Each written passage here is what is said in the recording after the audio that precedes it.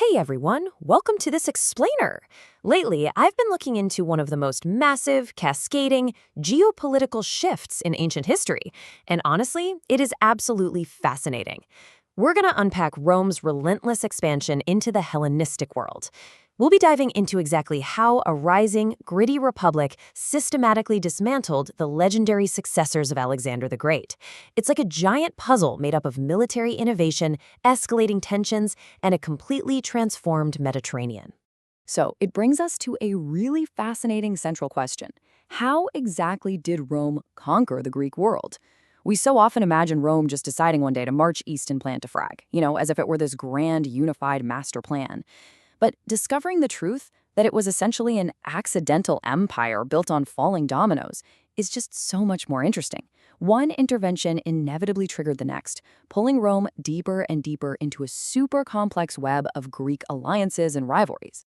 Okay, let's dive into this. Here is our historical roadmap for untangling this whole mess. First, Rome's early interventions. Second, how the Macedonian Wars begin. Third, the Syrian War escalation. And finally, the final Macedonian downfall. All right, Section 1, Rome's early interventions. To really understand the conquest of Greece, we actually have to start slightly to the northwest, looking at the initial sparks that brought Roman boots across the Adriatic Sea in the first place. You see, Rome's eastward expansion didn't begin with some grand design on Athens or Sparta. It actually started because they were thoroughly annoyed by pirates. Seriously, back in 229 BCE, the First Illyrian War breaks out simply because Illyrian pirates are disrupting Roman trade. Rome crosses the water just to secure its own backyard. Fast forward to 219 BCE, and border skirmishes flare up again in the Second Illyrian War, leading Rome to establish a permanent foothold on the eastern coast.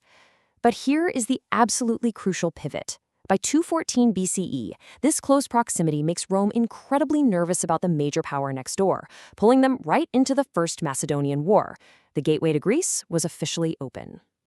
Moving right along to Section 2, the Macedonian Wars begin. This is where we shift from those localized border skirmishes with Illyrians to direct, heavyweight conflict with the major regional superpower, Macedon. And this brilliantly illustrates how this wasn't just a single, quick war. It was a multi-generational escalation. What starts as a basic intervention in the First War turns into decisive victories in the Second. By the Third, Rome is shattering Macedon's military spine entirely, until the Fourth completely extinguishes their independence for good. It is a textbook case of historical mission creep. What began as a strategy of containment eventually warped into a policy of total subjugation, driven by mutual stubbornness and constantly escalating stakes. Now, you really can't understand these wars without knowing the massive personalities driving the escalation. On the Roman side, you have Titus Quintius Flamininus. This guy was essentially an ancient Greek fanboy. He spoke fluent Greek and brilliantly branded Rome as the liberator of the Greek city-states.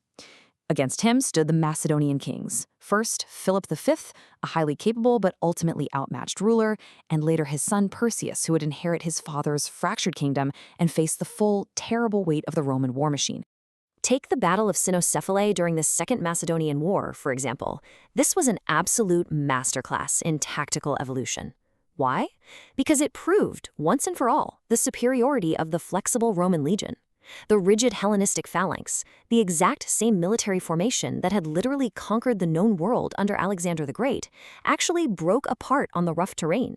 This allowed the highly adaptable Roman maniples to slice right through the gaps and tear the whole formation apart from the inside. Section 3, the Syrian War escalation. Because, as the saying goes, power abhors a vacuum. With Rome establishing dominance over Macedon, their victories inevitably pulled them further east, directly into conflict with another massive successor state. Now, what's really interesting about this phase of the conflict is the absolute all-star cast. The Seleucid king, Antiochus III, tries to push into Greece, and advising him is none other than Hannibal. Yes, that Hannibal. The legendary Carthaginian general re-enters the historical stage to oppose Rome one last time. So to counter this, Rome sends the very man who defeated him years earlier at Zama, Scipio Africanus, alongside his brother and their local ally Eumenes II of Pergamon. It literally became an ancient clash of absolute titans. So, how did it play out? Well, the Roman steamroller was simply unstoppable. In 191 BCE, Antiochus tries to hold the line at the famous pass of Thermopylae, but the Romans outflank and crush him by land. Then come a string of crippling naval defeats, completely stripping Antiochus of his power at sea. But the true climax is Magnesia. Here, Roman discipline utterly dismantles the massive, diverse Seleucid army. Antiochus is forced to pay a crushing indemnity and abandon Greece and Asia Minor entirely.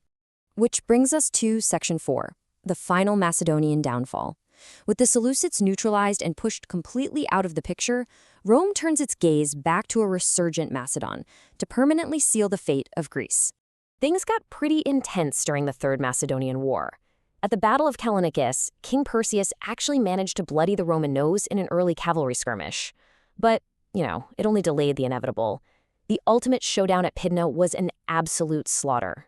In a single afternoon, the Roman legions exploited the gaps in the Macedonian phalanx, captured Perseus, and abolished a centuries-old Macedonian monarchy overnight.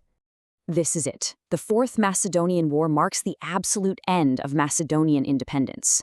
It was essentially a rebellion, a tragic last gasp of a dying state that Rome crushed without mercy. Following this, and the subsequent Achaean War, where the incredibly wealthy city of Corinth was brutally sacked and destroyed in 146 BCE, Rome's message was brutal and clear. There would be no more liberation of Greece, only total domination. Independence was officially extinguished, and the whole region was permanently carved up into Roman provinces. So, what does this all mean for us? We've seen how minor border skirmishes snowballed into the total conquest of the Hellenistic East. But it leaves us with a really vital question to ponder. How did absorbing this vast, incredibly wealthy, and culturally sophisticated Greek world fundamentally change the Roman Republic itself? Because the wealth, the enslaved peoples, and the sheer concentrated power that poured back into Rome absolutely set the stage for massive social upheaval and ultimately the fall of the Republic itself. It's a pretty powerful reminder of how empire building often changes the conqueror just as much as the conquered. Thank you so much for joining me for this explainer.